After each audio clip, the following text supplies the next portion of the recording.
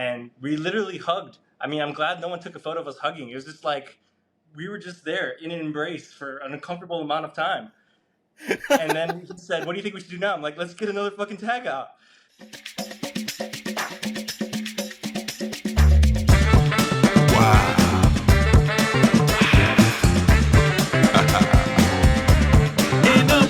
I'm an elephant, I'm a sexy duck. Only getting one, I'm a rhino, I'm a hornet toad.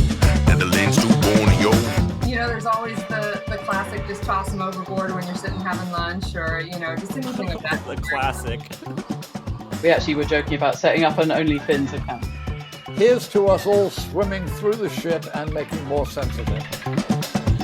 Wild and unprotected, planet Earth we can't neglect it.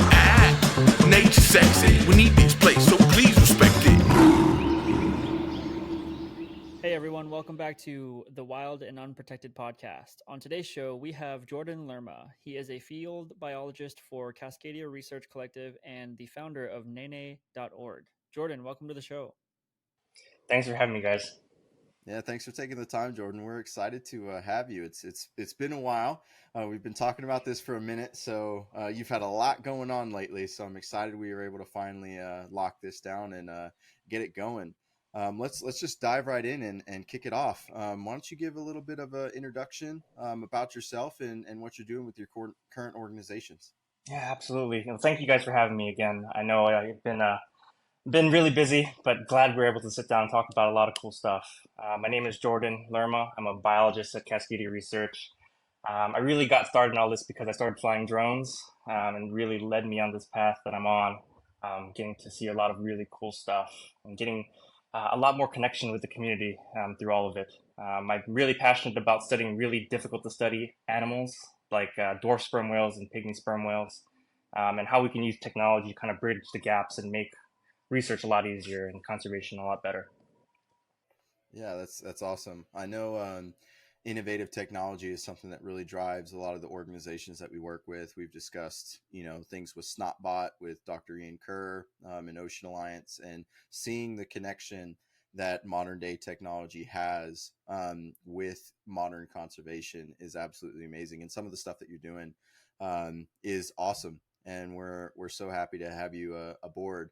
Let's talk a little bit about your work with the nene. First off, what is a nene for everyone that does not know? Yeah, so nene, the Hawaiian goose, is actually the most endangered goose in the world. They're still state listed in Hawaii as endangered. They're federally listed in the United States as threatened. In the 1950s, there was only about 50 nene left in the wild, and through a lot of community action, government participation, and even some private entities getting involved, the population is kind of stable around 3,500 now. There's still a lot of work to be done, and we kind of started this organization because we wanted to get the community involved. There's a lot of nene around Hawaii with bands, and there was no centralized database keeping track of where people see these bands. So people would take pictures of nene and then kind of stop there. My whole philosophy about conservation is that everyone can contribute a little bit, but how do you capture that across everybody that's kind of doing this? And we wanted to create this central database so that people could submit their sightings, submit their photos of nene, and they can say, hey, I saw this one in this place at this time, and how do these things contribute to conservation as a whole? So we kind of created technology to make that happen. And now we're working with a bunch of government partners and a lot of the folks in the community, a lot of educators, a lot of students, to kind of build this data set so that policymakers and these managers can really use the community and contribate back to conservation as a whole. So it's really cool. It's a really cool side project that we started really at the beginning of this year. We have contributions from over 800 people now. We have over 7,000 sightings of over 900 birds just this year, of unique birds. So I think we've captured about half of the banded population just from the community getting involved. And we're growing every day. It's all word of mouth right now, and trying to learn about how we can better reach more people in the community to get more involved. So it's been really fun. It's been a fun project. Yeah, that's incredible. It's wild to just hear such small numbers of an entire species. Koji, I don't know what you think about that, but that's pretty mind blowing. Yeah, but what's even more wild, is the fact that you've captured almost half of the population in photos and images. So that just kind of shows you how much hard work has gone into, bringing the community in and then making actionable things for them to do, and capture that data. So yeah, I applaud you, man. That's huge. Oh, thank you. I mean, it's part of my motivation, kind of tying this back to Cascadia research, is we work with a lot of people on the water trying to get photos of false killer whales. And it's really, really difficult to get people to care enough to take photos of animals they never see. So my philosophy was, maybe let's pick a species that people can regularly see. We can go to the park on the Big Island and go and see a nene. It's easier to get kids interested in species that they can see and interact with. And hopefully we can transition them to care about other species that are more difficult to study. Let's just start at the easiest species that I think we can study that's, going to make an impact in conservation, and then go from there. There's a lot of really difficult to talk about conservation actions that are going to happen in Hawaii soon to deal with things like forest bird decline, population decline, like introducing Wolbachia with mosquitoes. And honestly, I think the community is scared of science when it's presented in a way that's really, really complex and difficult to understand. But if we can bring them up from talking about, contributing photos to nene science and conservation to understanding how populations are estimated, I think it's a little bit easier for people to swallow science conservation action, where they otherwise would kind of just be scared. So, it's a multifaceted plan for how we are approaching working with the community. And I think that's a really important thing to do. Yeah, I agree, and I think it's funny that you said it in a way, easy to swallow for a lot of the community out there. One of our kind of focal points as an organization here at Wildscape is really being able to make digestible content. I mean, I'm sure our team is probably sick of hearing me say that. I say digestible, digestible, digestible all the time because let's face it, academia has really kind of seeped into a lot of conservation content now, and a lot of those topics are challenging and difficult to grasp because they're rooted so much into difficult science that's difficult for the everyday person to understand. So being able to be relatable and the content be digestible is really where we're going to try and backtrack that a little bit and capture the common day person. I'll quote Dr. Kerr here again. Our goal is to capture the hearts and minds of the next generation and the people that we're speaking to now. So digestible content, 100% agree. That's key. But to tie this back into Cascadia, let's talk about Cascadia a little bit some more. What exactly does Cascadia Research Collective do, and what is your part in it? Yeah, so Cascadia Research Collective started in 1979 as a club at a local college in Washington, Evergreen State College. And we're kind of split between the West Coast. So I work for the Hawaii office led by Dr. Robin Baird. And I kind of want to go back to how I met Robin. In 2015, I quit my job in San Francisco working in finance and moved to Kauai with my now wife, and started flying drones. Our landlord was a 70-year-old drone pilot, boat operator, but was terrified of flying his drone off a boat. So it was like, okay, you know what? I'll do it. I'll fly for you. And it was humpback season, so we started flying over humpback whales. And then you kind of get the bug, like, oh man, I caught a whale coming to the surface and breathing. What else can I do? Can we do breaching? Can we do like tail slapping? Can we do like mom and calf stuff? And we kind of just like, all right, we're just nailing off all these, like, we're going out every day, just hunting down these really cool encounters. So I got to the point where I had a pretty good reel of stuff, and I went to a humpback conference on Maui, and Robin was a keynote speaker. And I went up to Robin and I was like, hey, these cool stuff with humpbacks. Do you want to take a look? And maybe there's an opportunity that I can come and, film some stuff with you guys. And not knowing at the time, but Robin doesn't study humpback whales at all. His perspective is always studying the stuff that no one else is doing. So I kind of felt dumb trying to brag about, hey, look at all these humpback stuff. And Robin really just didn't care at all. But it was like, it was perfect timing. He just added drone stuff to his permit, and he was looking for a drone pilot. He knew nothing about drones at the time. There's some other researchers just starting to break the surface on drone stuff in marine mammal science. So he invited me on project to just volunteer, and it lasted about a year. I did 5 different projects on 3 different islands, just not even flying the drone, doing everything else, doing data sheets, doing the observing, doing the photos, cleaning cameras, cleaning the boat, literally doing everything else except what I was kind of good at the time, which is flying drones. And then off of Lanai, when he invited, he said, "You know what? Today, let's bring the drone out." And we had this encounter with 650 melon-headed whales.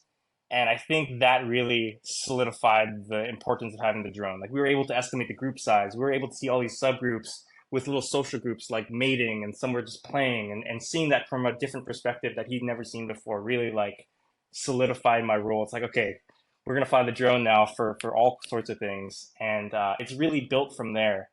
Robin's been working in Hawaii for over 20 years now, and much of what we know about the whales and dolphins, some whales and dolphin species like rough-toothed dolphins and pygmy killer whales, all come from what we've learned through Robin's project in Hawaii. A lot of these species aren't found commonly anywhere else in the world. For example, the Big Island of Hawaii has the most resident species of whales and dolphins of any island archipelago in the world. And it goes back to the Pacific Ocean at our latitude and longitude being just an oceanic desert. And these are kind of like an oasis in the middle of this desert. All of the rainfall washes nutrients into the water, and it creates this growth of life. It attracts a lot of these species. So we were fortunate to be able to work with, 17 different toothed whales and dolphins. I think our total count is like 26 different species of whales and dolphins total, something crazy. So, much of what we know comes from Robin. And our target species on the Hawaii project is false killer whales, the endangered insular population of false killer whales. There's about 150 of them that roam throughout the Hawaiian Islands, the main Hawaiian Islands. And it's really our highest priority species. They're listed as endangered. Really, really difficult to work with. But it's important. They eat the same kinds of fish that we do, ahi, mahi, ulua, and they often overlap with fishermen. So from a conservation perspective, we're trying to understand how we can mitigate those interactions, those negative interactions.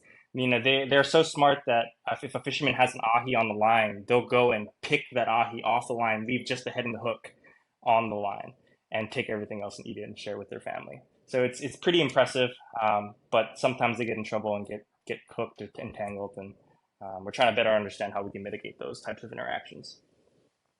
Sorry, that was really long. Damn. Cascadia kind of does a lot. No. No, that's good. We love hearing stuff like that. Koji, have you ever heard of a whale or a species like that being able to leave a fish head on a hook like that? No. Usually, like, the head's the most like delectable part. So Yeah. I think it's for them. They're taking what they can get. That's wild, but that also seems like it presents quite an opportunity for citizen science, and I know that's something that we had talked about in our first call, getting ready for this, was how important that was for the new generation of conservation. Let's talk about some citizen science stuff. Yeah. So I mean, there's when we think about false killer whales, we have to look at what parties are seeing them on the water, and the majority are fishermen. And fishermen are in competition with these animals, and the question is, how do we approach fishermen from a fisherman's perspective? Any science intervention, any word of conservation means they're going to catch less fish, and they don't want to have that conversation, right? They're out there. A lot of them are like, my grandpa was a commercial fisherman. I totally get it, right? You need to catch fish to feed your family. And if you're competing with animals and scientists want to protect those species to prohibit you from catching fish where you've been catching fish your entire life, they're not going to want to talk to you. They're not going to want to share anything. So the way that we approach this problem is, how can we separate the false killer whales and fishing effort? How can we use technology? How can we use satellite tag data to define critical habitats for these animals so that fishermen know where they are going to interact with them more and avoid those areas? So that really bridged the gap into say, hey, maybe from a fisherman's perspective, maybe we should talk to these scientists and learn and have an open mind, because maybe we can catch more fish by listening to them. So that was kind of our path to working with a difficult to approach group that's really, really protective of what they know about the ocean. And rightfully so. I mean, they've been doing it for generations. And we've been able to transform some relationships into, hey, do you want to carry a camera and take photos of the false killer whales that you interact with? And, to our surprise, it's taken a long time, but there's some fishermen that are taking lots of great photos now in areas that we would have never surveyed, really rough areas on the windward side of islands. And it's really contributed a lot to what we know about these animals and what habitats they use. We also work with tour operators and tourists and locals that spend time on the water. And it's all about, usually it's a lot easier after they see an animal that they've never seen before to have that conversation. Because if I'm trying to explain a false killer whale to you and you're never going to go and be able to see one, you're really not going to care that much. But after you see one for the first time, it's like, what is that thing? I've never seen anything jump backwards out of the water, like hitting a mahi mahi with their belly. It's like, what was that? And once you get that like interaction, they're kind of a lot easier to like, okay, next time you see it, take a photo of its dorsal fin and send it to us, and we can tell you exactly where we've seen it before, who's seen it before, how old it is, male or female, if they've had calves before, all that stuff. So we know a lot of those 150 individuals. We have pretty good life histories for all of them, and it's really a matter of being able to reach those people that are going to be able to see them and then connect them with the information to get them hooked. So, we're grateful that we have a lot of citizen scientists out there that contribute to our research, but we're always trying to bridge the gap to reach more people now that more people are spending time on the water than ever.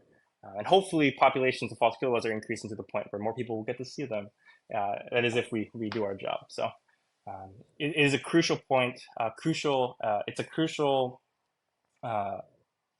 thing for us to be able to connect with the community and utilize the other effort that goes on the water, because if not, we can't do it by ourselves. Yeah, Yeah, I agree 100% with that. It's crazy to see, what collaboration with different stakeholders in a situation like that does. You're 100% right. It's difficult to talk with people and tell them, hey, you probably shouldn't fish here when that affects their livelihood. I mean, that's a difficult ass conversation, and I can understand how they're turned away from that. You're telling me don't provide for my family. This, some of that is all they know. Like you said, they've done it for generations. Their fathers, parents did it, their grandparents did it. That's what they know. And also part of kind of that lifestyle as well. So being able to see them get involved and collaborate in those small ways is huge. And I also think that that's really impactful for getting younger people involved and interested. Once they see their parents as citizen scientists get involved, then they're more likely to want to get involved. So now you have your program with the nenes of, hey, let's get in our backyard and do what we can. And then on top of that, you have this level of collaboration that was not there in previous generations, all impacting conservation for the positive. So that's badass, and props to you for that. Yeah, I mean it's just a very small part, but I think it's something that scales really easily with talking to kids.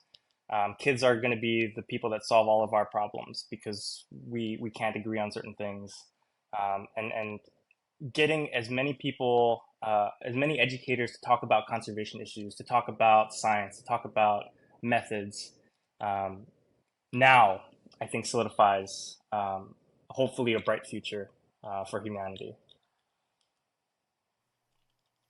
Yeah, I 100% agree. Before we get too far into this week's episode, I wanted to give a quick shout out to our sponsor. Our sponsor this week is you, our listeners. How? Well, now that we're a nonprofit, the donations that we receive go directly towards funding our shows. Want to help or need more information? Visit wildscapeproduction.com/donate to support the show. We're so thankful for the support. You make the show exactly what it is. That's an interesting point. I think we covered that one in our last podcast with the Manta Trust as well. The youth is so important at this point in the world of conservation. And I think another thing too, I'm going to backtrack a little bit and go off track. I think right now conservation is cool. Like it really is. Like people want to be caught doing good stuff. and helping the planet and preserving wildscapes is one way that people can hop on that train. And I'm all for it. And I think another thing that really, helps lift that tide is the advancements in technology where we are now, especially when it comes to the use of cameras and video cameras and drones, like you said you started out with drones, and now you're heavily into the space. Like, think about the drone that you had when you first started versus the drone that you have now. Just the leaps and bounds that have made it easier for you to get this data. And then as the average consumer, they're like, all I need is a DSLR and I can hop on a boat and get some awesome photos of whales and dolphins and sea turtles. And then you got the average Joe that's out there that's a hobbyist, and he's sending you guys some of the best pictures you probably ever seen because he's super passionate about it and he's got the eye for it. Whereas it's not as serious as everyone thinks. Like, you don't need to go get all of this fancy stuff. You should be at the right place at the right time with something that can take a photo. And I think that's why it's become so popular now for people to take this into consideration, especially with iPhones. Like, with smartphones and having a massive computer in your pocket is so beneficial for the conservation space, because now we can capture the good and the bad.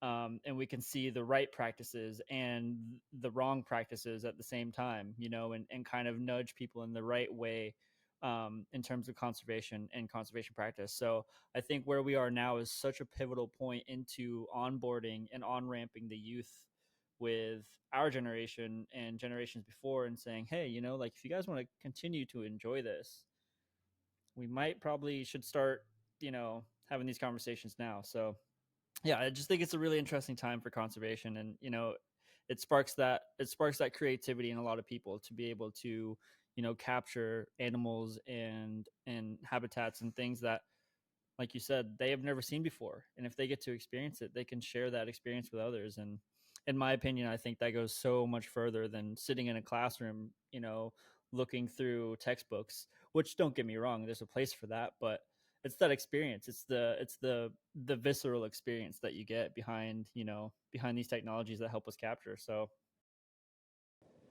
Yeah, yeah. I have a couple things. I mean, to say in response to that. I mean, you're exactly right. I mean, no other point in history have we ever had the entire wealth of information the world knows in our pocket. And at the same time, we all have 48 megapixel cameras in our pocket now, right? It's like, it's crazy. At no other point in history have we ever been able to document the real world like we are now. Everyone has a smartphone for the most part. I mean, my 3-year-old has a smartphone, and she knows how to run the camera, and she knows how to find videos on YouTube. She's 3. She's not even 3. She's almost 3. Right? It's crazy that we've been able to evolve humanity to this point. And I had this debate with my dad a few weeks ago about my daughter going to college at some point in her life. And I said, do you think college will even exist then? Like, in 15 years, do you think college will exist? And the way we think about it now. And, I think in the past, we would always flock to where the information was. And I think for education 50 years ago, for sure, right? That's where you go to learn. And now we can just pull up a video on YouTube. My dad's fixing his truck. He pulls up a video on YouTube before going to the Ford manual, right? It's like, you go to where the information is. And, it's not, we're definitely saving for potentially her going to college. But I think it's going to be a lot different now in 15 years, and what we think about how we pursue knowledge and become educated. When I follow this Facebook group for folks trying to get into marine science, and a lot of the posts I see says, "Hey, I have my undergraduate degree in marine biology. I have a graduate degree in marine biology. Can anyone help me find a job?" And on Sunday, a group of 4 of us went offshore to tag pelagic false killer whales, and I asked them, how many of us on board have a marine biology degree? And it's 0. None of us had a marine biology degree. And a lot of the responses I have to these people on this Facebook page is, get really, really good at problem solving. Like everything else, all the intricate things you need to know about biology, you can learn by Googling really quickly if you need to know it. But the ability to solve a problem quickly in a methodical way is something that I think more needs to be taught more in school. You need to be problem based learning instead of, hey, recite this information that you read out of this book, which really does nothing to anyone. If anything, we can have my boss who has a PhD in marine biology on the boat. We can just ask him. It's like, hey, what do you think about this? And really, all of we do is solve problems every day. Solve problems. And Mhm. if anything, I want my 3-year-old to be able to learning how to learn and learning how to solve problems are the two things I hope that she gets really good at. Because if you can do those things, I think she'll be set, regardless of whatever her degree ends up being.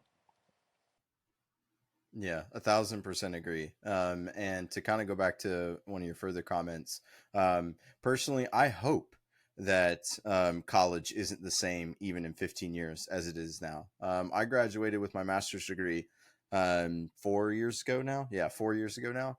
And that might be the worthless, most piece of shit paper I've ever gotten in my life. And it was just a waste of money. I didn't really learn anything that I hadn't already been learning being out in the field, working in the industry that I wanted to be in at the time. And I make this comment a lot when talking about YouTube. It really shouldn't be called YouTube anymore. It should be just called YouTube University. It's a free education, which is how education really should be, at that level in the first place. That's another conversation for another day. But you can really learn anything that you want on YouTube because there are creators out there who are taking things from everyday life and recording it and throwing it up on YouTube. And now there's a video for it. Like you said about your dad, why go to the Ford manual and read some boring ass book when you can just go to YouTube and essentially be able to learn in real time, hands on, how someone's doing it with more vivid imagery than a manual or book could ever give you. So I'm really hoping a lot of colleges and a lot of educators in public schooling and other sources of education are kind of taking note that this is the next way to learn. Why do you think TikTok is so damn popular? Because it's everyday life, little snippets that people are learning and taking information in real time. So let's take a step back. Let's reassess our processes that we do have, especially when it comes to education, and see how we can implement that. Podcasts. I know there's a bunch of people. I mean, shit, there's a insurance commercial about it where that guy is sitting in the meeting and he's listening to a podcast on multitasking. There's podcasts that teach you how to do shit now. So taking education and moving it forward that way, is incredible. And like both you guys said, we have supercomputers in our pocket now. There's more technology in everyone's pocket that pretty much walks the earth right now than was on some of the moon landers. Like, that's crazy to fucking think about. Like, less technology took us to the moon than we have in our pocket right now to access real-time data.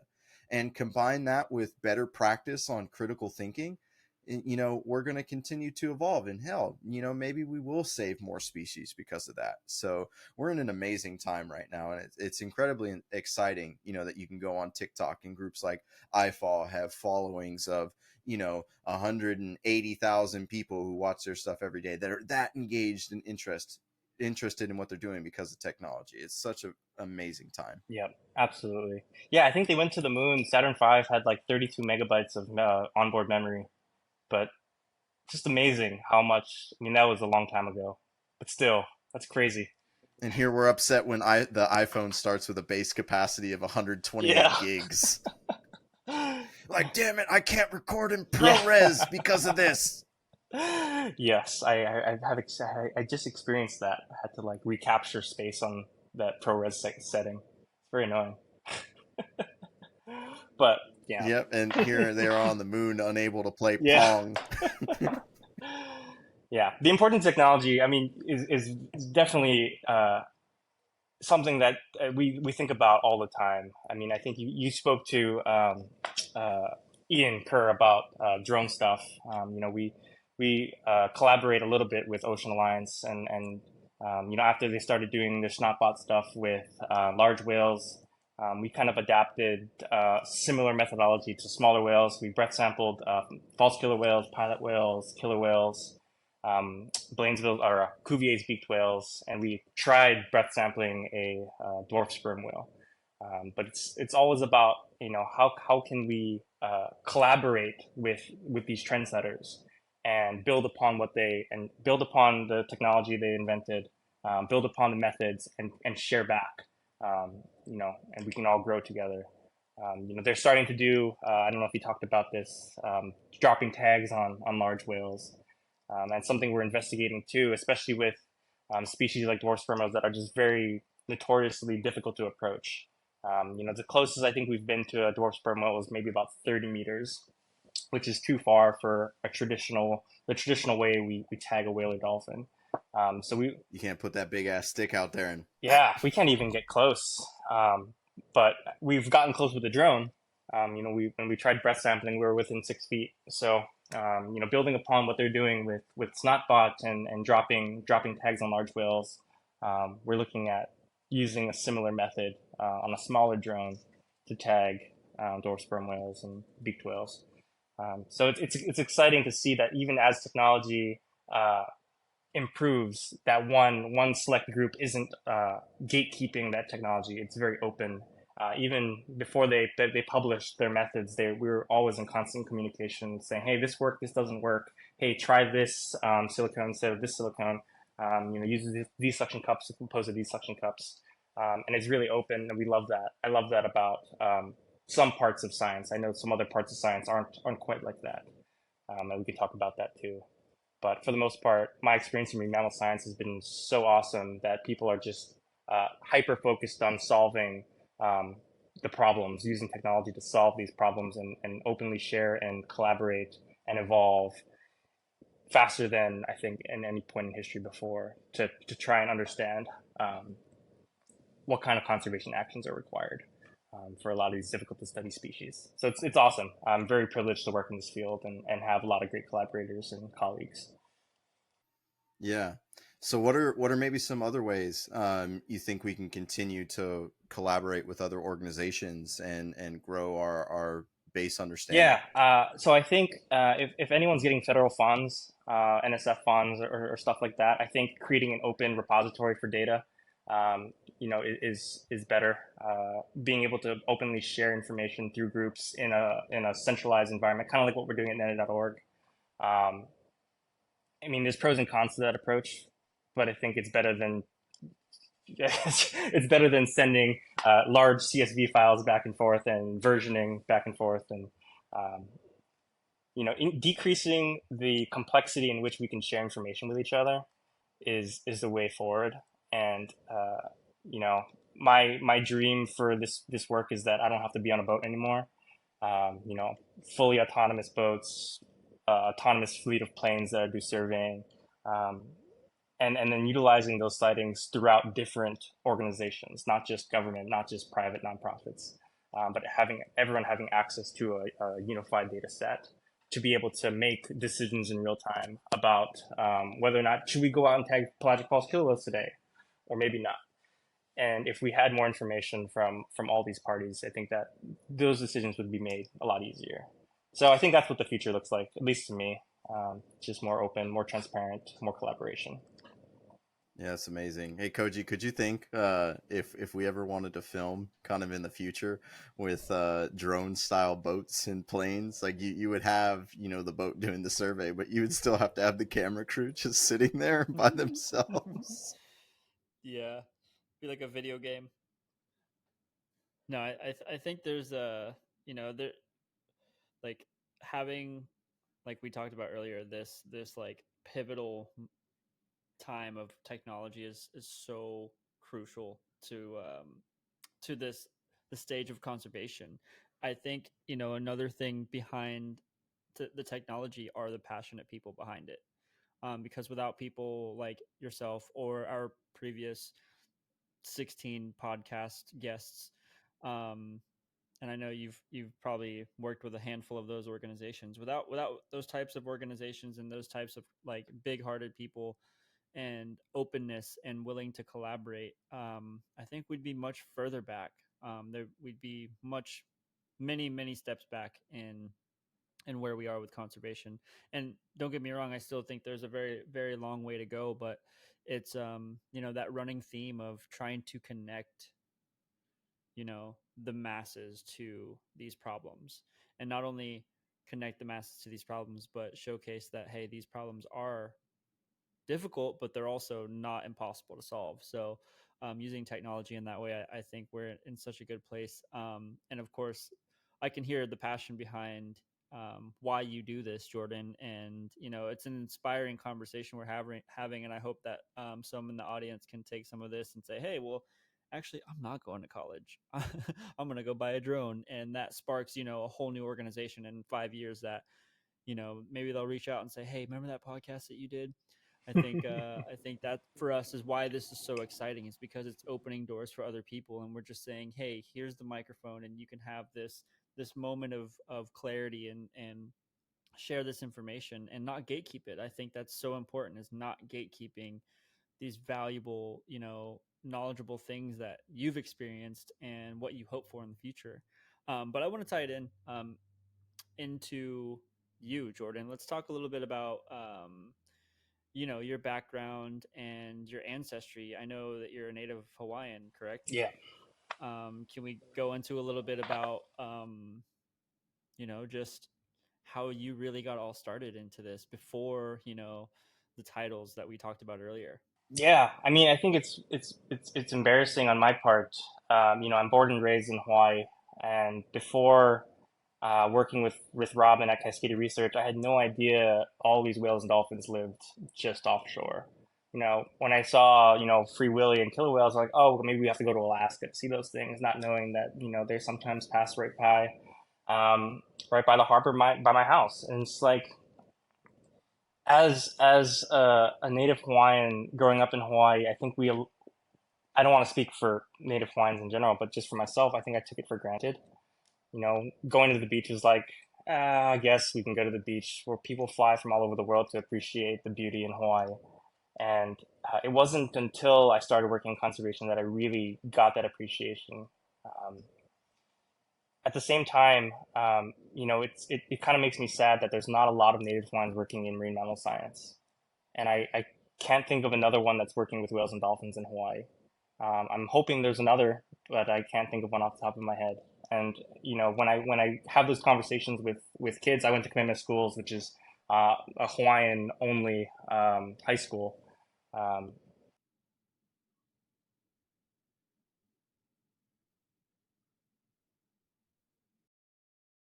As a native Hawaiian, it really makes me sad not seeing more native Hawaiians in marine mammal science. And I think in Hawaii, I think I might be the only one working directly with whales and dolphins. So when I go to talk to schools and I talk to Hawaiian kids, I'm hopeful that in 15, 20 years, there'll be more of us actively engaged in studying the species that we live with, that we coexist with, that were here before Hawaiians inhabited Hawaii. And I think to our specific demographic, it's more meaningful. In native Hawaiian culture, whales and dolphins were actually a manifestation of a Hawaiian god, Kanaloa. So to me, when I joined Cascadia Research doing Hawaii work, the first thing that I brought up to Robin is like, it would feel better to me that on the first day of a project, can I just chant and Oli, just so that, as we enter their realm, their space, their home, we announce that, hey, we're coming into your home. We're here to study. We have good intentions. This is what we're here for. And at the end of every project, we go out and say, thank you for letting us come and study you. And that was something that Robin was like, please do. And to my surprise, they actually learned the chant that I was doing. So now we all do it in the beginning of the project. We'll drive 3 miles offshore and stop, turn off the boat, and just sit there. And I have them embody the reason why we're out there, and we'll do this chant together, and then we'll start doing our thing. So it's really like, we do that before we do any other science, is that we're acknowledging that this is something that's important to me as a native Hawaiian, but we're also in Hawaii studying Hawaiian species, so this is something that's important to them. And Robin was so open to that, and it's awesome that everyone else learned the chant. In the first few fruit projects, it was just me doing it, and now everyone knows the words, and it's awesome, and I think it's important that we acknowledge that. So, it's kind of crazy being a native Hawaiian, being able to study in Hawaii, And I think that's a privilege that a lot of people don't get, for a number of reasons. One, we don't make. If I was to just live on my salary as a biologist, I wouldn't be able to live and afford to live in Hawaii. And even at this rate, I'll be hopeful to buy a house someday.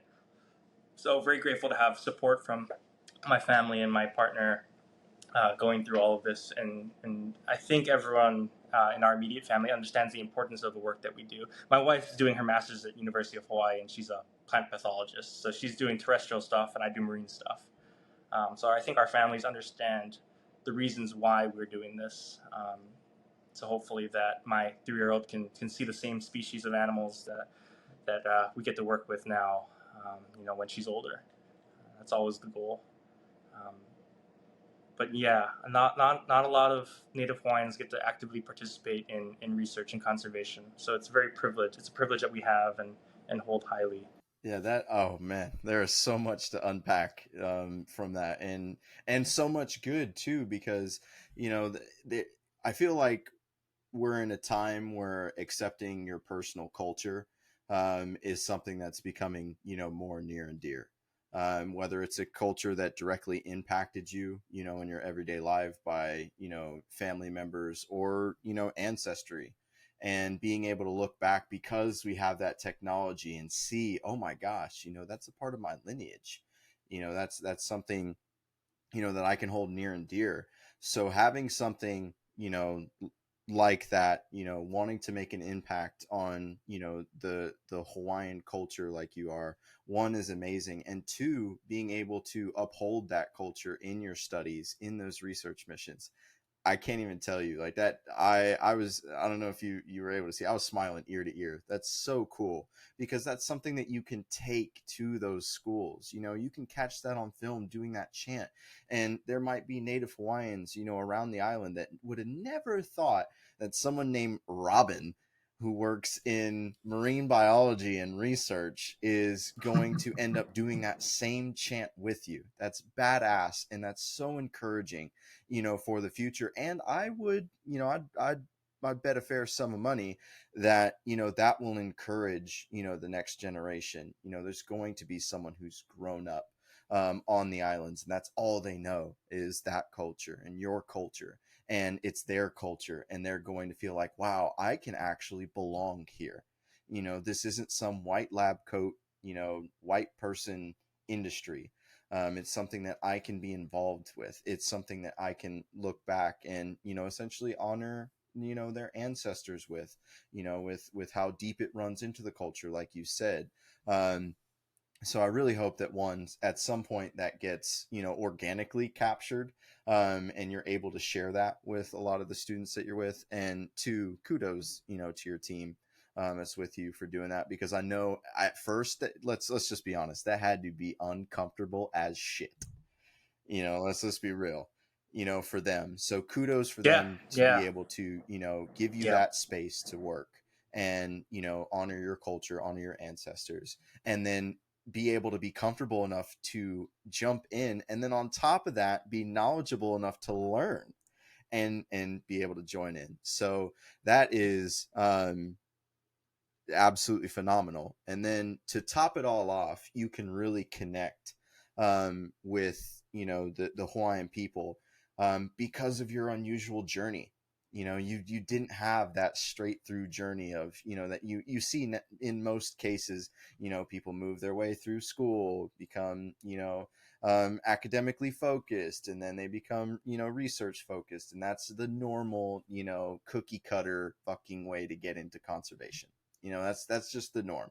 You talked about it earlier. Your ass went to San Francisco in finance and then came back.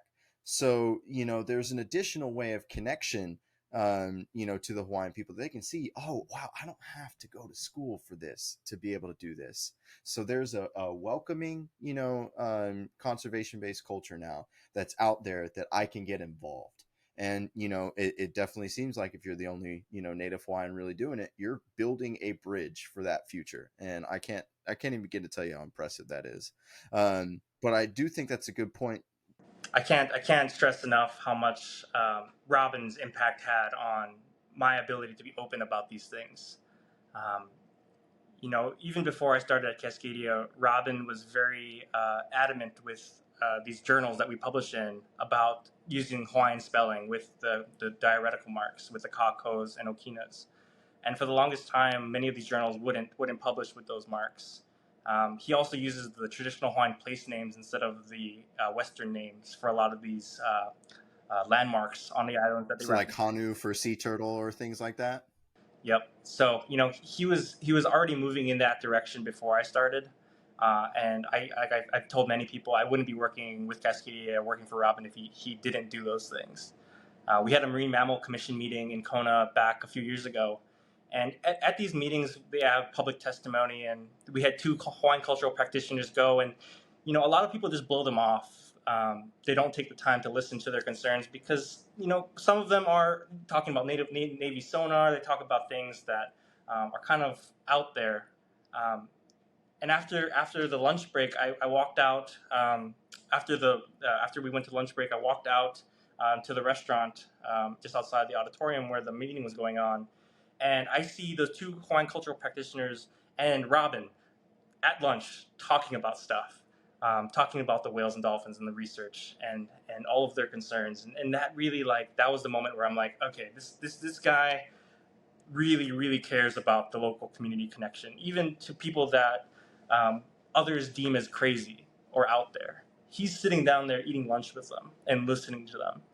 And if it wasn't like that, I wouldn't be working for Robin. And even to this day, he does stuff like that really hits me at home when I'm questioning my identity as a native Hawaiian studying whales and dolphins. And if I would not be here if it wasn't for him. So very, very grateful to have a boss and a PI and a scientist in Hawaii that appreciate, as a non-Hawaiian studying Hawaiian species, he's I think setting a good example for what others in that kind of position should do. That's amazing, Robin. I hope you're listening. Just hearing this is awesome. Appreciate all that you do. Not only for Cascadia, but for Jordan. Man, we unpacked a lot, that's for sure. Thank you for sharing. I know it's always That got deep. that's Yeah. okay. We Yeah. there's no rails on this show. Which I brings us really into do. our next favorite part of the show, our favorite segment. Love it. Let's dive into some wild stuff. Let's dive into the wild stories. Anything that you have that comes to mind that maybe could be censored in the future or that could be held against you that you want to talk about? That's a way to put it. So I think I have two stories. One that's wild to me personally, and one that I think is could be called wild. I think to this point we've tagged I've been on board for maybe 80 or so satellite taggings, and they're all different in their own ways. But this one I think it's not something that will be held against me. It's just one that I will never forget. So it happened, a month ago, September 4th. Colin Cornforth, Captain Zodiac, my colleague at Cascadia Research, calls me up the night before and he said, hey, what are you doing tomorrow? Do you want to go on the boat? Weather looks good. Let's just go offshore. And, I drive over from Hilo. It's a 2-hour drive. I leave at 3 a.m., get there at 5. We're on the water before sunrise, blasting offshore as fast as we can. And, we're 80 miles offshore at that point in a 24-foot rigid hull inflatable boat. And there's not even fishing boats out there. These people with 70-foot boats aren't even out there. Yet here we are, trudging along, and I don't know what happened, but Colin spotted something. Colin always sees stuff before anyone else, and it's just like a little shimmer on the water. We drive over for another kilometer or so, and lo and behold, it's pelagic false killer whales. And this is a group that Cascadia had previously seen in 2006 and hasn't been seen since, which is just crazy to me that these animals just exist out there in between. I mean, it's not like we weren't looking for them. We've spent so much time on the water out there looking for those animals, and we found them. And we approached these group of false killer whales, and Colin turned. I mean, there's 4 of us on the boat. Colin turns to me and said, "What do you think we should do?" I'm like, "Get the fucking tagging rifle out. Let's get the tag out as quickly as possible." And I don't know what he did, like some boat yoga cartwheels gunning back to the gun. Gets to the gun and back in like less than a minute. And I'm like trying to get all the data down. I look up, he's already like targeting an animal.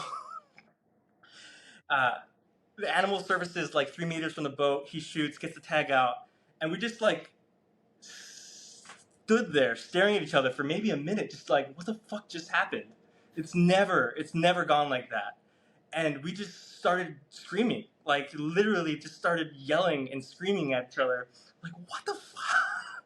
Literally at the top of our lungs. And we just hugged. We hugged for like, I don't know, 30 seconds, just in disbelief of what we just accomplished. Given that 2013 was the last time we tagged those animals offshore. And we've spent hundreds of hours looking for that opportunity. And we literally hugged. I mean, I'm glad no one took a photo of us hugging. It was just like, we were just there in an embrace for an uncomfortable amount of time. And then he said, "What do you think we should do now?" I'm like, "Let's get another fucking tag out." He does boat yoga, gets back, reloads the gun, and we get another tag out. And it's really, I cannot think of another moment in the 80 plus taggings I've been a part of where I felt that like, I need to hug this man because we just did something no one thought we could ever do. And it happened so fast. And yeah, I mean, it is just an amazing, I don't think it will happen like that again type of feeling.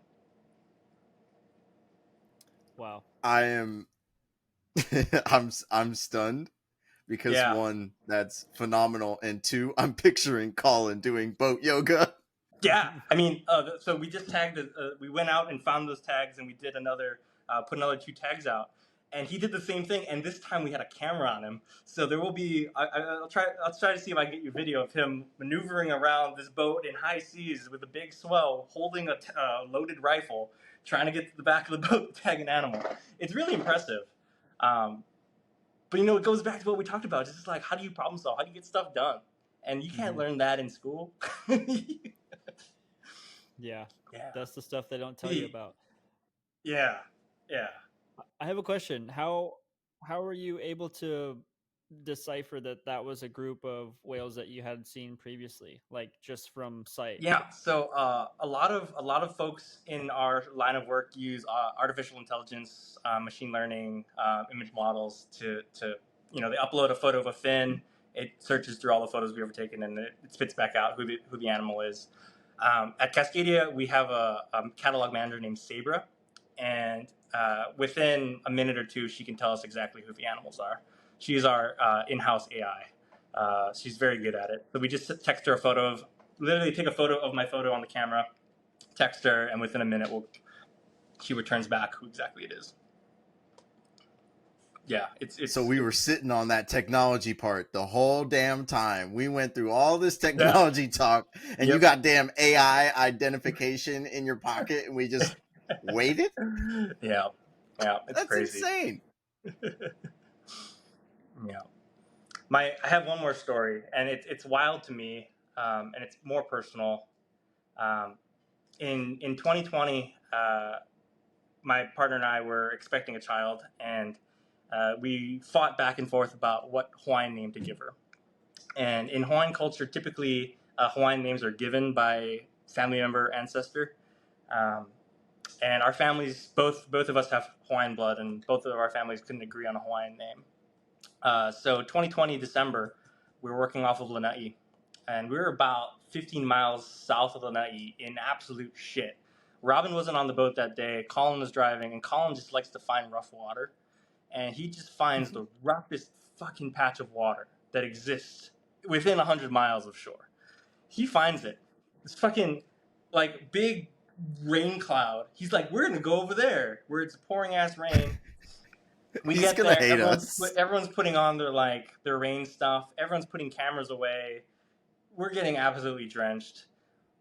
I have my own camera, so I usually keep it out. It's 5D. It'll survive water. And I'm standing on the front of the boat, just watching, waiting for everyone to put the rain stuff on. And there's this small little gray bird that flies past the boat on the port side, flies past the port side and flies directly to the rain cloud. And I'm like, it looks unusual. And I take photos of it. And I had no idea what it was until I got back to land and we looked through the seabird book. And it ended up being the first record of a blue-gray noddy in Maui County. So we named my daughter after that encounter. So the Hawaiian name for blue-gray noddy is Manuohina. So she has that name. And one of the other ways that Hawaiians can name their kids is this sign from nature. So that was my sign from nature. That is blue-gray noddy, the first time it's ever been seen off that island. Flew past the boat. Was this like sign from nature that my daughter's name should be Manuohina. And it's wild to me. I know it's not something that can be held against me, but I love that. I love that about that bird. I've only seen it one other time. It brought me to tears, and I hope at some point I'll be able to see one again. What? Wild stories are not just times that we talk about shit. Yeah. Or times that we talk about dolphin sex.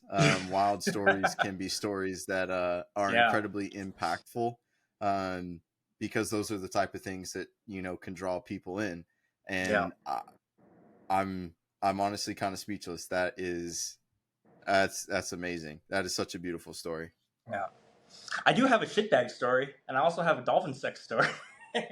I was just published in a chapter about dolphin sex, so I think I'm like the leading expert in drone dolphin sex right now. Oh boy, you're filming dolphin porn? Yeah, I think I'm the leading expert in drone dolphin porn. We filmed rough-toothed dolphins, melon-headed whales, pilot whales, and I think false killer whales are going at it with the drone. So if you have questions about we've even had I think we've had bottlenose dolphins trying to do it with pilot whales too on drone video. So interspecies going at it. Yeah, I mean it's a big ocean. There's not much stuff going on. Nothing else to do, right? I don't know. My shitbag story is we had this one guy on the boat who would always stop to pick up plastic and stuff, which is admirable, right? Like we should do that. But he pulls up to this like Safeway bag, and Colin's like, "Don't touch that! Please don't touch that!" And he goes over anyway, picks it up out of the water with his bare hand, and just like shit running down his hand, and he puts it on the back transom. Colin's pissed because it's his boat. Colin's absolutely pissed that there's shit on the boat. So we get back to the dock. The guy, of course, doesn't take the shit bag out and throw it away. Colin takes the shit bag, puts it on his car. And this might be held against me because I don't think you knew that part. But yeah, there's this shit bag on this guy's car, just like dripping. But we do have shit stories. We do have dolphin sex stories. I just love the story of how I named my daughter. I love the dolphin sex stories, but damn, that one with your daughter was good. But I was not expecting interspecies sex. Yeah, I mean, I think we have bottlenose and humpbacks. I mean, they don't discriminate with size either, man. Bottlenose dolphins are very aggressive. Frisky, man. How does that work? I mean, there's actual stories of bottlenose dolphins trying to rape humans off of Kona during like manta dives. I mean, bottlenose dolphins are a bit touchy. Yeah, watch out! You might get probed. Yeah, they definitely don't have that in the waiver. Yeah, we had a podcast guest that was explaining his fear of dolphins, and he didn't want to go too much into the detail of it, but I think it has to go along the lines of a dolphin raping you. So, yeah, guys, that's been a crazy show. On that note, took a turn. On that note. Yeah, we're gonna need to see this drone footage of this interspecies sex. No, it might not make it in the show, but we need to see it. I think someone made a domain website called OnlyFins.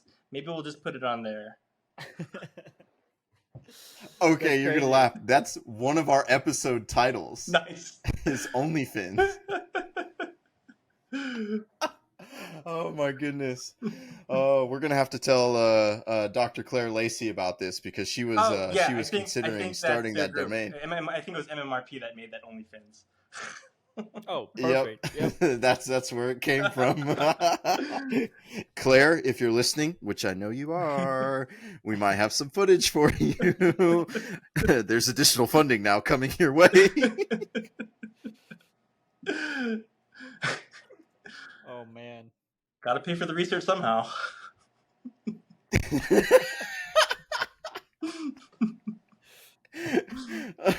Oh. How else can we get there?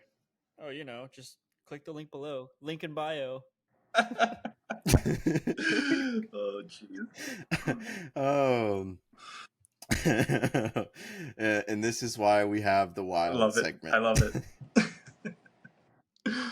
Koji, you want to get us back on track? Yeah. Well, that was eventful. Thank you for sharing those stories. Usually we only probably get like one or two, but you came through. Sorry. You're the MVP of Wild Stories. Awesome. No, you are the MVP now. I'm dubbing you, Jordan Lerma, as the MVP of Wild Stories. Love it. That was incredible, and it's very touching. The story about naming your daughter. I think that is that's a first for us to get something as impactful as that. So thank you for sharing that. I'm Absolutely. sure that's something you hold very near and dear to you. But maybe we can do a whole expose on you and your family and kind of dive into that further. But yeah, that's incredible. This is a good part of the part of the show where we start to wind things down and kind of get towards the end. So for the audience out there that are interested in connecting with you and Nene and Cascadia, how would they do so? Absolutely. I use Instagram a lot, and I'm trying to get Cascadia to use Instagram a lot more. My personal handle is at Uheheu, Uheheu. It's Hawaiian to fly as if on wings. I thought it was fitting for flying drones back when I started a few years ago. I tried to share a lot more personal encounters with the animals. A lot of the stuff we post on Cascadia is the glorified stuff that really gets attention. I try to raise awareness that marine biology isn't always as glamorous as it seems. It's a lot of getting your ass kicked on a boat. It's a lot of uncooperative animals, a lot of technology breaking, and sometimes a lot of sad stuff like the entangled whale shark that we encountered last June. A lot of stuff that doesn't make the cut. Unbelievable. But yeah, you can follow Cascadia Research on Instagram, just at Cascadia Research. And if you have photos of banded nene, we'd love them. You can upload them to nene.org. That's awesome. Well, hopefully there'll be an uptick in submissions for you because I know they're all. Absolutely, that'd be awesome. Hopefully we can convince Cascadia to really dive into social media. We know it's important and we know how impactful it could be because it's just another way of connecting, just like the damn TikToks. We used to hire younger people and understand these things.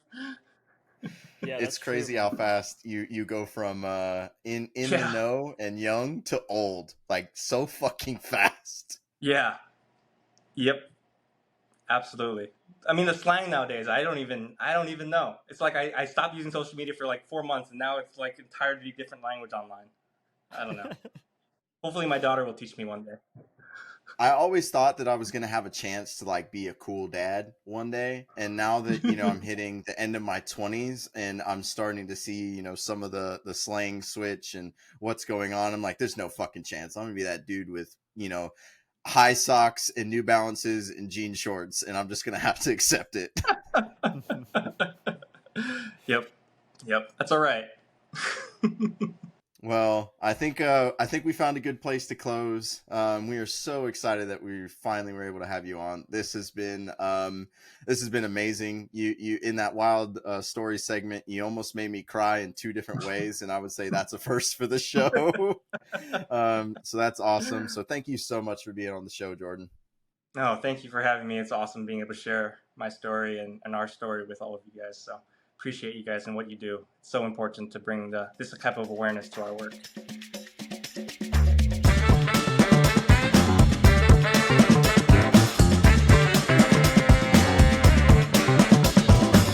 Thank you for tuning in to this episode of the Wild and Unprotected podcast, brought to you by Wildscape Productions.